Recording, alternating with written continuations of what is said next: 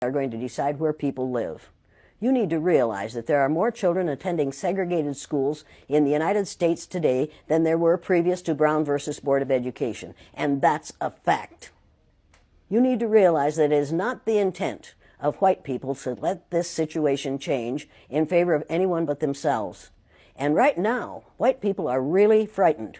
If you don't understand the destruction of Planned Parenthood offices, and you don't understand the wall that we're going to build on the southern border of the United States, you haven't read the book The Birth Dearth by Ben Wattenberg. Ben Wattenberg was a brilliant Jewish man who was a member of the American Enterprise Institute, and he wrote a book, the first paragraph of which says, "The main problem confronting the United States today is there aren't enough white babies being born in this country."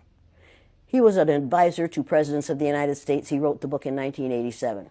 He says if we don't change this and change it rapidly, white people will lose their numerical majority in this country, and this will no longer be a white man's land. Now, I'm not misrepresenting this. I'm telling you exactly, almost exactly what he says. He says there are three things we can do to solve this. Number one, we could pay women to have babies, as they have been doing in Western European nations for years. Then he says, and these are his words, not mine, unfortunately, we would have to pay women of all colors to have babies, so we don't want to do that.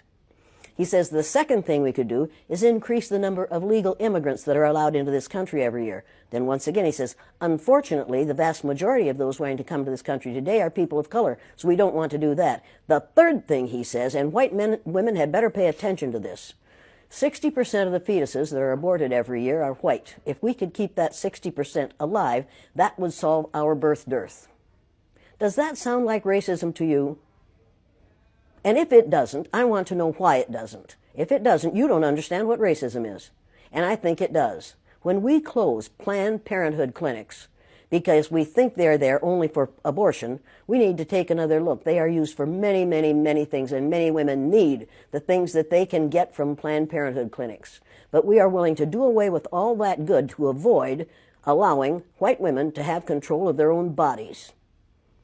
Now, nobody had better tell one of my daughters or granddaughters what they can do with their body. You haven't that right. Now, it would be interesting if we were as concerned about sperm cells, wouldn't it? I mean...